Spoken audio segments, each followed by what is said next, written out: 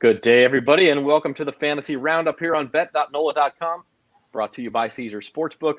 I'm Zach Ewing. That is Spencer, the Guru Urquhart, and we are happy to be here with you on this Tuesday afternoon. It's playoff time, at least in most fantasy football leagues, and it is about that time. Coming to you from home, feeling a little under the weather, so I didn't want to go out and ruin anybody else's Christmas. But I am here. It's an important week. Spencer, it's an important week for you. Let's take some stock because we've been telling everybody you were in 13 leagues this year. How many of them did you make the playoffs in? How many did you get buys? And take some self evaluation here. Right. Yeah, always good to take inventory and to see where I'm stacking up. I mean, in this many leagues, I always hold myself accountable and stuff. So yeah, I made it in 7. I made it in over half. I was pleased about that. I was hoping for 9 or 10, but I had a few that kind of crumbled down the stretch, unfortunately. But I was close and all. There was only at 2 that were just, kind of stinkers. But anyway, the bye weeks was really good. I had 3 teams get a bye week. Normally it's only 1 or 2, but to have 3, I was really impressed with that, especially considering all the leagues I did get those buys in were very competitive leagues. So it was on that front, it was impressive, I'd say. But yeah, the ones that I didn't make it, just got to do a little better. And then the ones I did, I have a few that are going to be these pressure cooker type matchups this week in week 15. So always fun to dive into those and see how it ends up. It's always fun, always competitive. So we'll see how it goes. Yeah, I mean, we talked about it last week. Like, this is the time of year. Last week in some leagues, it was a must win. You had to win to get in. Now, just about in every league, unless you have that bye week, it's must win to go on. And if you lose this round of the playoffs, typically you're out of the money.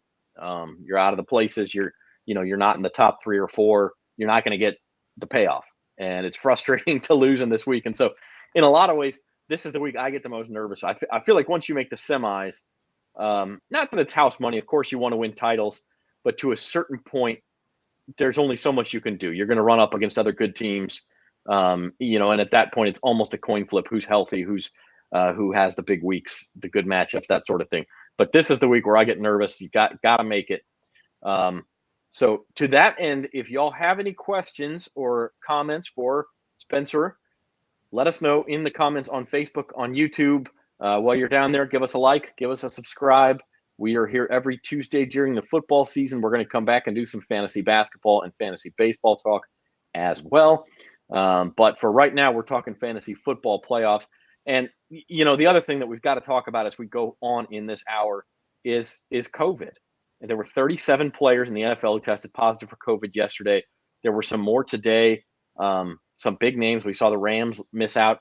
If you were waiting on Tyler Higbee last night, you were kind of screwed, honestly, because Tyler Higbee, it was like 3 o'clock. Maybe it was like 2:30 in the afternoon, but it was, less than 5 hours before kickoff.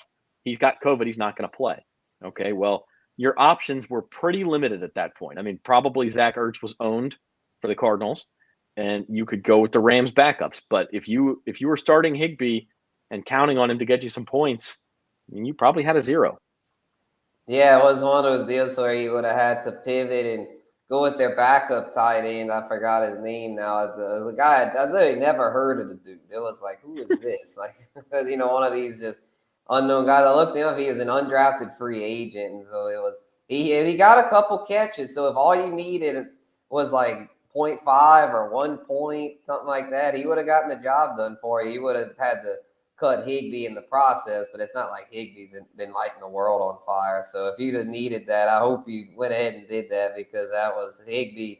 It sucks, but yeah, he's not worth keeping. He's somebody that he's more of just a streamer.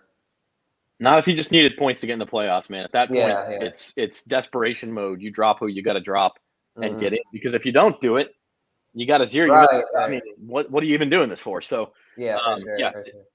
To be sure, and that also illustrates why it's so important to pay attention to the news, to our show, to other shows, to Spencer's column on Friday in the Times-Picayune and the Advocate. If you're not paying attention, you're going to miss something like that, and that's how you end up losing. I mean, and it sucks to lose that way. It sucks to lose anyway, but especially if it's something you feel like was preventable. Yeah, exactly. Let's get started, as we always do, with last week's top scorers. We'll start at quarterback. And boy, this was one of the performances of the year, considering Josh Allen sprained his foot late in regulation and then still just kept piling up big plays, trying to will Buffalo to a comeback win over the Bucs. Ended up with 35 fantasy points, which was the highest among any player this week. Tom Brady, of course, he did most of his damage early, but still had 30-plus points. Aaron Rodgers on Sunday night, and then Taysom Hill. And Taysom Hill, we were talking about this offline. He had like a 45-yard touchdown run to kind of ice the game in the last 2 minutes where, he talked about it afterwards. Alvin Kamara talked about it after, like, he should have slid. He should have just, if you get the first down there and slide down, the Saints are kneeling on the ball. Now, it was 30-9. Nobody's going to get – it's not like the Jets were going to score 3 touchdowns in a minute and a half. But ideally, that's what you want to do, because otherwise you could get a defensive player hurt. Something else could happen. You just don't want the game to go on at that point if you're the Saints. And so he talked about afterwards he should have. But the people who didn't mind were fantasy players. And I know you started him in at least one league. I started him in a league. And to get those last 10 points was very helpful. And then Justin Herbert of the Chargers, also a big day, really in the first half, racking up a lot of points against the Giants. Right. Yeah, a lot of these names are you love to see it type guys. Guys that if you have them, you've been starting them all year and they've done well. Except for Taysom, he's a new kid on the block, but it's good to see him up here. It shows that with his dual threat ability, he's a QB1. He's a guy that if you have him, you got to start him moving forward. Even this week against the Bucs, I think it would be a fairly high-scoring game, and with them keying in on Alvin Kamara like they always do, this should be another week for Taysom to show what he can do on the ground. Yeah, I think he's a must-start every week unless you happen to have him and Brady or Rodgers or Allen. But he's like a top 6 or 7 quarterback right now, and he's a guy you pretty much got to start because the Saints are relying on him, and he's got that floor, right? He's going to get you. You're not going to bomb out with him because just from rushing yards and the few passing yards he's guaranteed to get, he's going to get 10 points. It's not like he's going to bomb out on you. Yeah, exactly. He's got that stable floor. Kind of like Jalen Hurts. He reminds me of Jalen Hurts in that regard. He's not a great passer, but he'll run enough for you to where that'll alone give you a floor. And if he does do well as a passer, then you've got a top 5 quarterback. All right, top scoring running backs of the week, and you will see at the beginning of the week on the Thursday night game, it was Dalvin Cook. And the end of the week on the Monday night game, it was James Conner. So just really a terrific start and end if you had one of those guys. Dalvin Cook, we didn't even think he was going to play. And instead, not only did he play, he went for over 200 yards rushing, a couple of touchdowns. Rashaad Penny, Spencer, I know you said to pick him up last week, and the people who listened to you got paid off handsomely, probably even more than you could have expected, 26.8 points. And then how good is it for Saints fans to see that name at the bottom of the list, Alvin Kamara, back in a big way. His usage was not limited in any way either. Right. Yeah, AK was back in full force. And, yeah, Penny against the Texans, a great matchup there. And he took full advantage, exceeded my expectations. I was thinking, maybe he'll find the end zone and put up double digits, but over 20 points, like, wow, that surprised me that he did that well. He's a guy that he's trending up, man. He's trending up, and we can probably talk about him again on this week's waiver wire segment because not a whole lot of people rush to grab him, but I think they will after this week. Yeah, this week, and that's where you got to be. We talk about this all the time. You've got to be a week ahead of the waiver wire. You've got to say, this is the guy who's going to break out. You almost have to kind of tell the future in some ways too. And it's obviously difficult to do that, but that means throwing some darts, and that means, trying to do your research. So yeah, you got to try to at this point, considering there's just not a whole lot out there. It's better I feel like to try to throw some darts. I mean, it's good to have one handcuff or two, but you don't want a whole bunch of handcuffs. You want to try to throw a few darts for some players that could have some upside to really blow up. And Penny's looks like that guy because there's really no one else in front of him with Chris Carson out injured. Yeah, and Alex Collins really banged up too, and he has not been effective. And so it's a good situation for Rashaad Penny. And listen, they're not going to play the Texans every week. It's not going to be like that every week, but he is a guy to own. Starting wide receivers or top wide receivers, I should say. A couple of familiar names there at the top: Davante Adams and Cooper Kupp. They have been Cooper Kupp's the number 1 wide receiver in fantasy football this year. I think Davante Adams is number 3. He missed a game. I'm not sure who's ahead of him actually. It might be Jamar Chase who's down. Justin Jefferson is okay. Justin Jefferson's number 2, another LSU guy. But anyway, Adams and Kupp, even Davante Adams, if you used a first-round pick on him, has not disappointed you. He obviously missed the 1 game, but he has been dynamite. He's been over 100 yards 3 straight games. And then the name where, if he was drafted at all, he was drafted late, but he's become one of the true stars of fantasy, especially PPR. That's Hunter Renfrow. Right. Yeah, he's been really good, and Tyler Lockett's been trending up lately. It's crazy how these trends can go. Guys like when you have guys like Thielen that get hurt, you're like, man, what do I do? But a lot of times you'll have guys like this, like Renfrow, guys like Lockett, T. Higgins been trending up. I know Chase got back in the top 5 this week, which is great to see because I have more Chase shares than Higgins shares. But it just goes to show how at receivers the targets kind of come and go for some guys. I mean, Adams, they're always there. Kupp, they're always there. Guys like Jefferson, but then you got guys. A lot of times with the receiver position, I feel like you got to follow the target trends and see who's got the chemistry. And I usually just say, ride the hot hand. Jalen Waddle, another one like that, to where it's like if you have some of those guys, if they're getting double-digit targets each week, the past week, you gotta stick them in your lineup. Yeah, and over the next couple of weeks, we'll talk about some lessons that we learned in this fantasy season, overall. But I think one of them for me, and it's like this every year, but listen, you can't get frustrated on September 29th and drop somebody who's talented.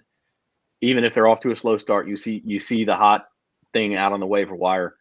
These guys like Tyler Lockett, they tend to come back around and help you by the end of the year. Maybe you bench them. But I would not you don't cut bait on them. You don't trade them at the low point of their value. You don't drop them just because they're struggling a little bit, because typically they come back and they help you in this sort of situation. Tight ends, top scoring tight ends for week 14. Back-to-back titles here for George Kittle. Not quite as big of a week as last week, but 34 points there. We talked about last week there was only one other tight end all year long who had gone over 30. And George Kittle did it back-to-back weeks. And the other one who did, by the way, was Mark Andrews, who almost did it this week, 28.5. He's had a heck of a season. Then you see it drops off there. Dawson, Knox, a guy a lot of people were starting, and then a couple of streaming candidates who paid off. Albert O with the Broncos, shout out to Mizzou, and Austin Hooper of the Browns, who I believe is now on the COVID list. There's a bunch of Browns on the COVID list, but he did have a big week last week. Yeah, I picked up Hooper in a lot of leagues. I had to pivot with TJ Hawkinson being a late scratch. He was ruled out, I think, on Saturday. I was like, oh, man, what do I do? I was like, I'll go with Hooper and hope he hits. And he did pretty well. The top 2, he had Kittle and Andrews, straight fire every week. We need Kelsey to get back up there. He's been struggling. Yeah, that was my next thought was I picked Kelsey as a waiver wire value last week. I mean, a DFS value last week, even though his price was pretty high because he usually torches the Raiders, but not this week. And obviously Kansas City torched the Raiders, but just not Travis Kelsey. And so that was interesting to see. We'll have to wait and see how that looks forward. Obviously, if you got Kelsey, you're starting him and hoping for the best. But it's you don't feel as good as you maybe do normally with him. Right. Yeah, then to see Albert O in there, that was really surprising. Where's Noah Fant been, man? Noah Fant has been just terrible down the stretch. I was thinking he was going to be a tight end 1 this year, and I don't know, it just hadn't happened for him. Yeah, no, he's been inconsistent his whole career, and he did have, I think, 4 catches for 51 yards or something. So it's not like he was totally absent from this game, but it was Albert O who had the big catches and had the touchdown, obviously. So speaking of tight ends, Spencer, your fantasy star for the week. Yeah, George Kittle. I have him in a standard league, so I didn't get the 13 catches, but it didn't matter because he had the big yardage and the touchdown. He still was a star for me in that one. And I think that one, because it's not PPR, you get bonuses for you go over 100 yards, he got a big bonus for that 151-yard game. And he's just been incredible. Second straight week over 30 there. Just it's wild, man. When this dude's healthy, he's on another planet. And at this point, he's seriously given – the way Kelsey's been trending down, I'm starting to think heading into next year that Kittle's going to be the overall tight end 1 in drafts. Wow, quite a proclamation. I mean, the two things you worry about with Kittle, or at least I do, number one is health, right? He's been hurt more than Kelsey has been. Number two is if the 49ers do make a change at quarterback, obviously he's going to get his targets. But is he going to get the same? I mean, Jimmy G loves that dude. Mm-hmm. And part of that might be because Jimmy G struggles a little bit more making the downfield throws. And so if Kittle's open underneath, he's not going to push the ball down the field. He's just going to take the 12 yards. And sometimes Kittle turns 12 into 32. But like that's one thing that concerns me if they bring in some slinger at quarterback. Now, Trey Lance, I don't know that we've seen enough from him to tell. And obviously, listen, Kittle's going to be one of the top guys. The question is, do you rank him above Kelsey? And those are the two small concerns I have. I could have gone a lot of ways with my fantasy star for the week. We talked about Dalvin Cook having just a fantastic Thursday night when we didn't even think he would play because of his shoulder injury. We talked about Josh Allen playing on a sprained foot and just carrying a lot of teams. But I did go with Davante Adams for my fantasy star. His third straight game over 100-plus yards after he missed the game with COVID. He had 10 catches for 121 yards, 2 touchdowns. And the big thing about this was he had like one catch for 11 yards or something with 2 minutes left in the first half, and then just exploded. Caught the long touchdown pass before the half, had a huge second half. I mean, it was just one of those games where the Bears, even though they've got pretty good corners, could not cover this guy. Right, yeah, he really blew up and just shows that him and Aaron Rodgers, they own the Bears. They have no answers for Rodgers and Adams. I'm sure they tried to double him and stuff. He was just the way he can get open is unbelievable. I mean, I know Kupp's had a great year, and Jefferson and Chase are great, but I still think Adams is probably the best receiver in the NFL. He's just fun to watch, and just he can do it all. He's got no weaknesses in his game. And a lot of rumors, they were talking about a lot during the game Sunday night, that it sounds like it's a lot more likely that he and Rodgers stay in Green Bay than it was at the beginning of the year when, there was some question whether Aaron Rodgers would even play this year for Green Bay. And obviously they're having a big season. They're going to be back in the playoffs. And now they're starting to talk like, hey, maybe this is the place for us and the place where we're going to dominate in our careers. So it's been quite a ride for those guys, and it looks like it may continue. And you're watching the Fantasy Roundup on bet.nola.com, brought to you by Caesars Sportsbook. I'd like to invite you to go to nola.com/Caesars. You can do it now and get your Caesars Sportsbook app, or you can just download it from the App Store and put in the promo code NOLA1, NOLA1, or from any device. Go to NOLA.com/Caesars. You get that $100 bonus. You help support our program, and you get ready for the launch of mobile betting in Louisiana. Be a late Christmas present for everybody. We'll get to have some fun on our mobile devices here pretty soon. So looking forward to that, and we invite you to do that. You can also drop your questions or comments in the comments section on Facebook or YouTube here, and let us know where you're at in your fantasy playoffs. Did you make it? Did you get the top seed? Are you facing somebody real good? Maybe you're facing a Jonathan Taylor coming off his bye week this week. Maybe you're facing Davante Adams. Maybe Josh Allen carried you to the playoffs like he did for me in one league, and now you're nervous about that foot. We talked about Austin Eckler too, Spencer. You and I both have a combo of Allen and Eckler in a league, which has been very powerful. Yeah. But now you get to the playoffs, Eckler's banged up. He's got a mild sprained ankle, and then Allen has the sprained foot. And so you got to have your fingers crossed and knock on wood all week that these guys are actually going to be able to go for you in the playoffs. Mm-hmm. Yeah. Thankfully, I have a bye in that league, but still, it's nerve-wracking whenever. And it was crazy. It's a super flex league. I had just dropped Mitch Trubisky. I'd been handcuffed, and it was like, I'm just going to cut him. And then Allen gets banged up. I'm like, what do you know? Well, hopefully it's nothing serious, because that's going to be frustrating. But at least I have 2 other quarterbacks, so it wouldn't be the end of the world. But we'll see how it goes. I can't afford him to go down. They already lost Derrick Henry in that one. And that's one thing about bye weeks too. It's great to have the bye, because it sure as hell beats being in a playoff game and having guys go out and cost you the season. But you're just sitting there, like you almost don't even want your guys to go off. Like, hey, just stay Yeah, you wish healthy. they'd Just stay literally be healthy. on bye week. That'd be nice. Yeah. Save the big games for next week, please, because right now I just need you to stay healthy. Yes. Let's talk waiver targets going forward. And I do have a question for you, Spencer, as we'll put up your week 15 waiver targets here in a second. But if you're in a super flex league, are you picking up Mitch Trubisky? Is it time to start handcuffing people? Yeah, I'd say so. I'm going to try to get him back in this money league. I mean, I feel like it's worth it because if something would happen to Allen in that offense, Trubisky would probably be better than like my other option. I have Russell Wilson in my backup is Zach Wilson. I feel like Mitch Trubisky would be just as good or better than Zach Wilson at this point. Yeah, no, I think that's fair, and I have a league where Trevor Lawrence is my backup, and so it's like, yeah, listen, if Hill goes out, I'd rather have Mitch Trubisky in there than Trevor Lawrence the way things are trending right now. So yeah, and then all the COVID out there right now is scary. I mean, I'm worried that for the championship week we might have a key guy get COVID, and it's like you're screwed at that point. Hopefully that doesn't happen, but it's worrisome with all these positive tests. It is going through a spike, and like, again, there's only so much you can do as a fantasy owner.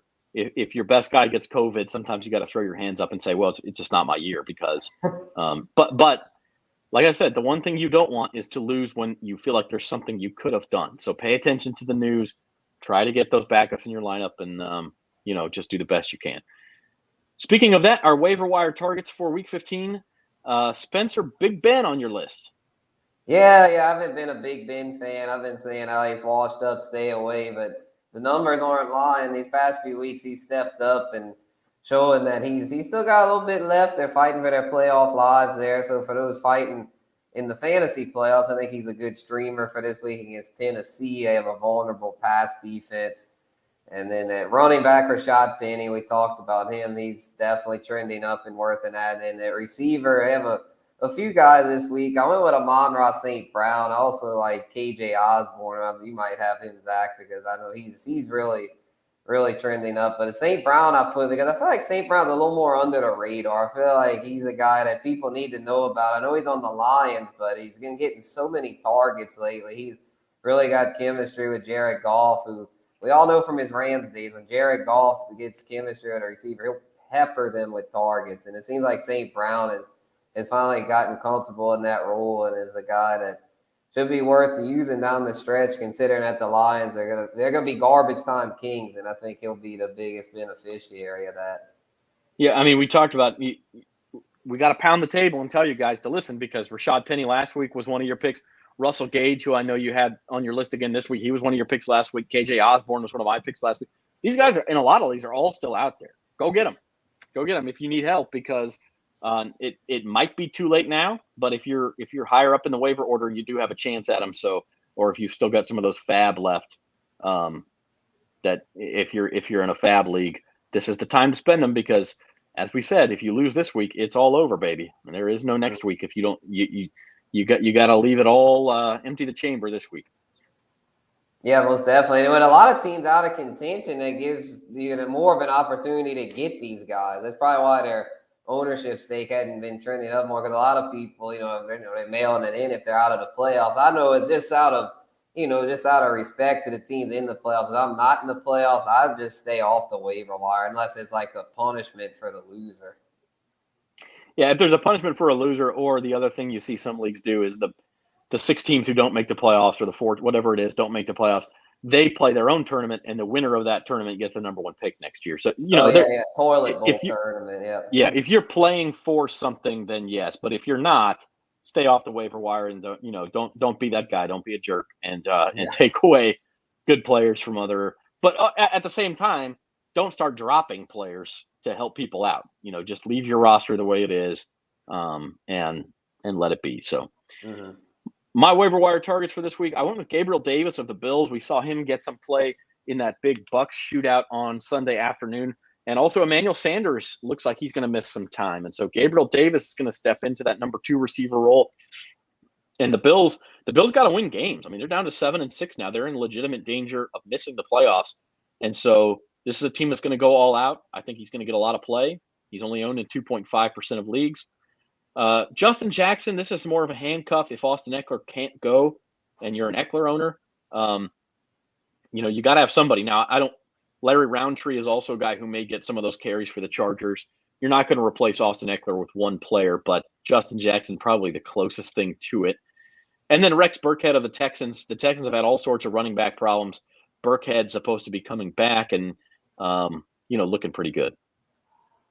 Yeah, for sure. Yeah, he's a little more deeper dives, but I really like the Davis pick because with Sanders banged up, he could do well there. Then the running backs is just not much to go after. But Burkhead's more a potential volume guy, and Jackson a potential cuff for like you said, the Eckler people. I'm gonna have to look in to see if he's available in my leagues that I have Eckler. And also keep an eye on the Dolphins running back situation. I didn't include them because, frankly, there's 3 guys on the COVID list. We don't know who will be back. But if Miles Gaskin's going to be owned everywhere, but if he's not the one who's back, one of those other guys may be available. Ahmed. Now I can't think of the third string guy. Philip Lindsay.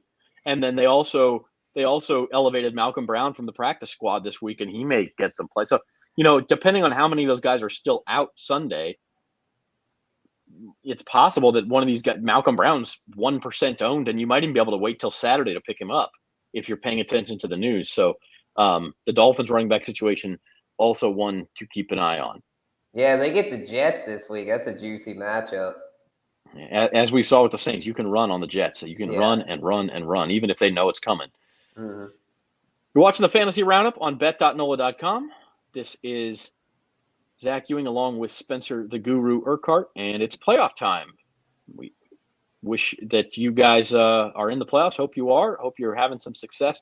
Drop your comments, drop your questions. Let us know how you're doing and any questions you might have. Of course, if you're not in the playoffs, you can still play DFS. You can still do player props. And to that end, we have a list of some guys we like who are probably listed at under market value in our eyes in the DFS market. Spencer, how about you? What do you have? Yeah, we got a few here. I'm going to go out on a limb with this Cowboys stack. I know they've been trending down lately, but I feel like they're due to trend back in the right direction. I'm going to go ahead and stack Prescott with Amari Cooper. I think CD Lamb's a little too pricey. I feel like Cooper, though, is still reasonable, very reasonable at 6,400. And Dak's price dropped. I noticed that. He's no longer among the top 5 to 10. He's QB 11 in the main slate there. He's dropped a lot. So I'm thinking that him and Cooper should be able to bounce back with big performances this week against the lowly Giants. And then James Conner at running back. I put him here before. He's not getting enough love, I feel like, on these DFS sites. He's just a touchdown machine week in and week out and gets a juicy, juicy matchup this week against Detroit. I don't care if Chase Edmonds comes back or not. I feel like Conner's a must-start RB1 is a very reasonable value there. And then Dawson Knox at 5,100. No Emmanuel Sanders most likely. I know Davis will be in there, but Knox is just he's a tight end 1, and you don't have to pay the big bucks like you would for like a Kelsey, Kittle, or Andrews. No, I like that in Connor especially. That guy has been nails. He has been nails, and so it's looking pretty good for him.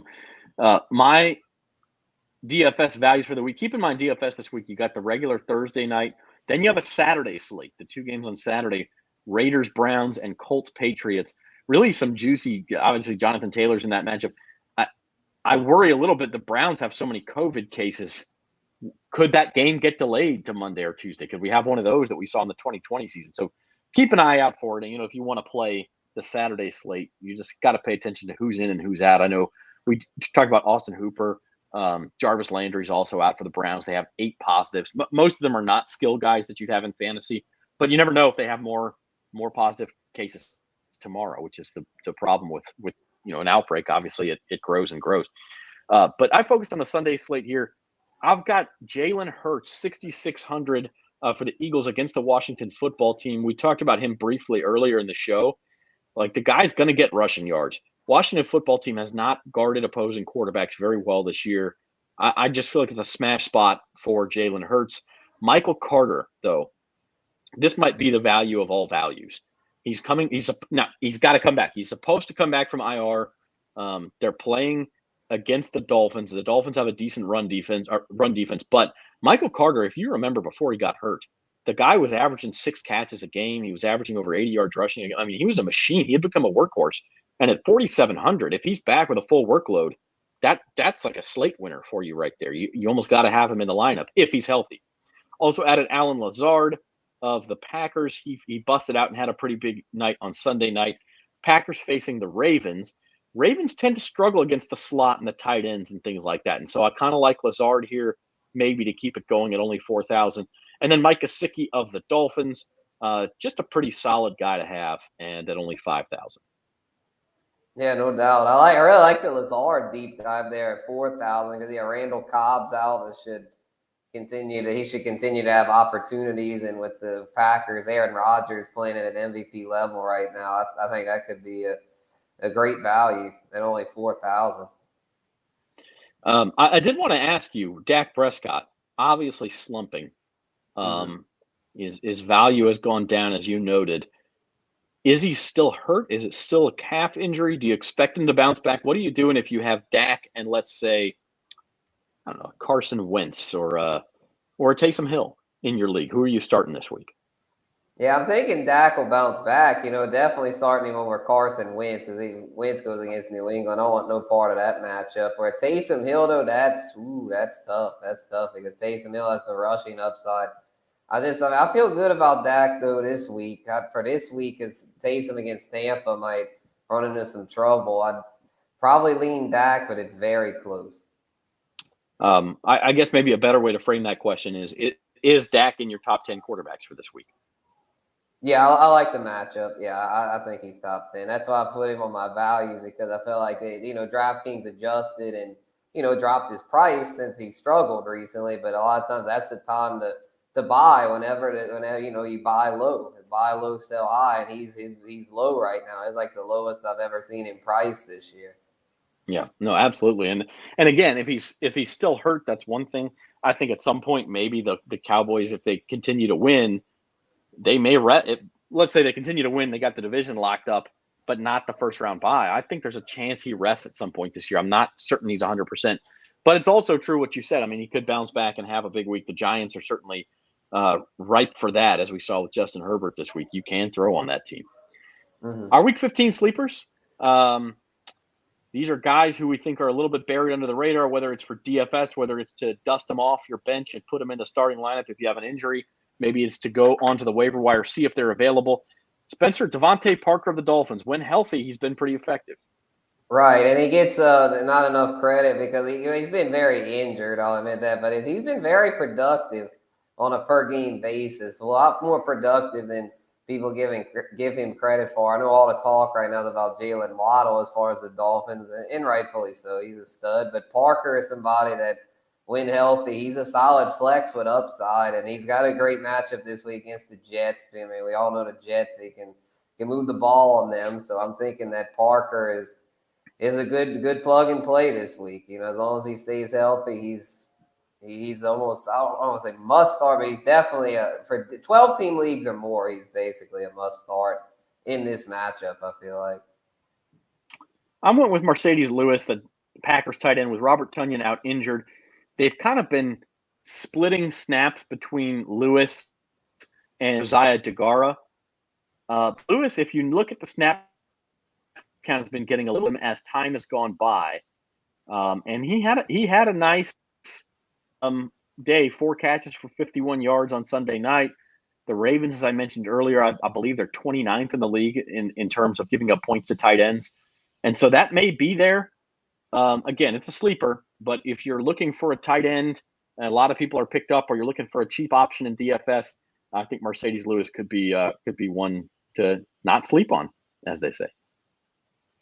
Yeah, that's an interesting one. Yeah, because the Ravens struggle against tight ends. I probably wouldn't have the guts to do it. I just have trouble trusting Green Bay tight ends. But I guess if the league's deep enough, you never know. If Tyler Higbee was your guy, or you've got an injury or a COVID situation, that you've got to be ready to have guys to pivot to.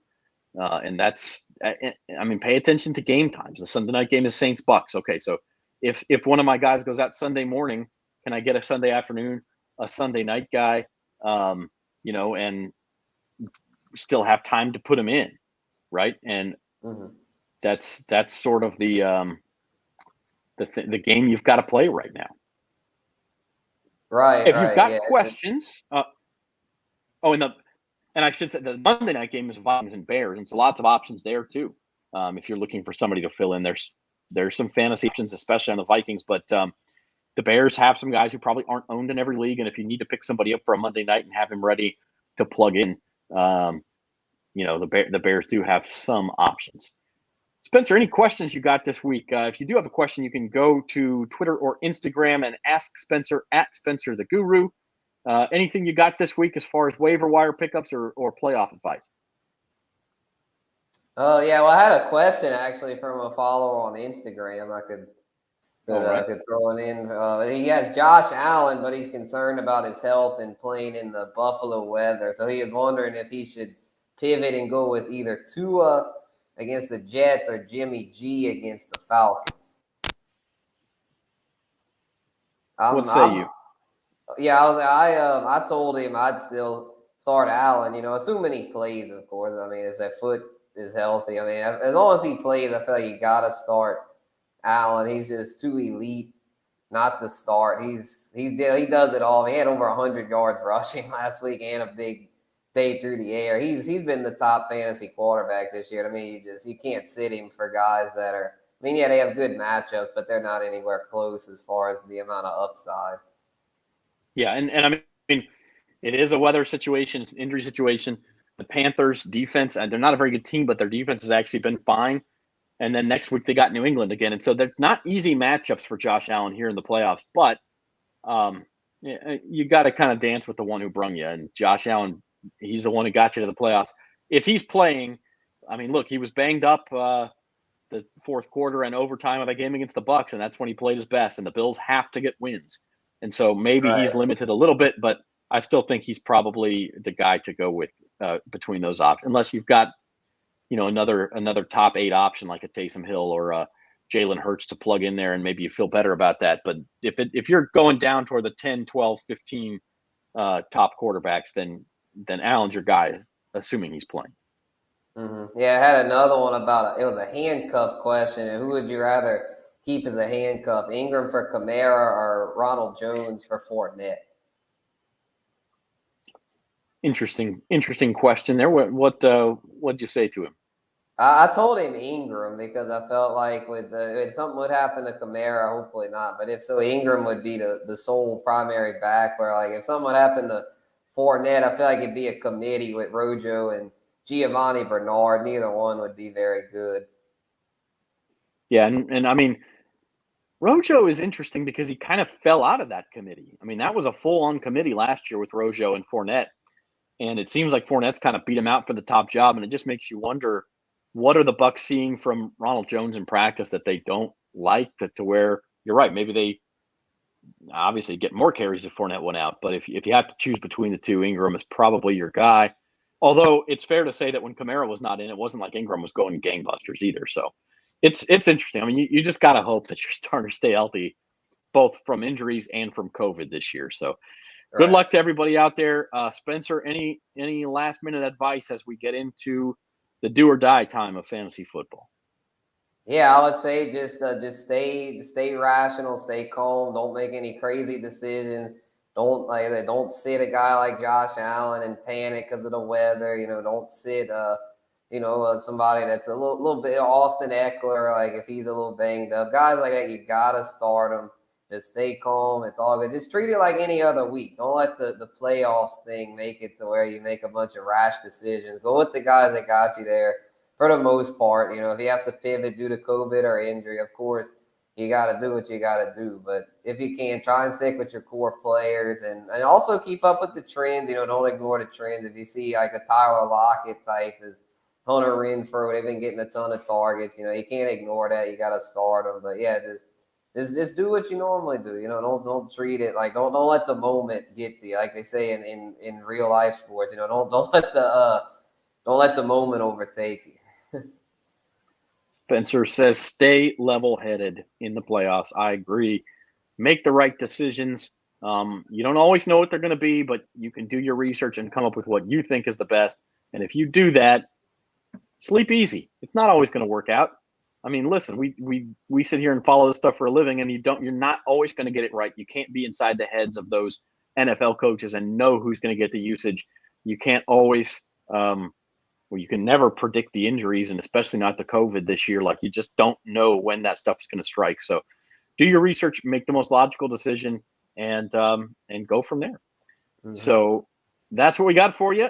Fantasy playoffs this week. Good luck to you. We'll be back next Tuesday with our pre-Christmas edition. Hopefully, a lot of you will be in the semifinals or even your final with us if your league is running a week early. And we will talk to you then. For Spencer the Guru Urquhart, this has been the Fantasy Roundup on bet.nola.com, brought to you by Caesars Sportsbook. I'm Zach Ewing. Have a good day.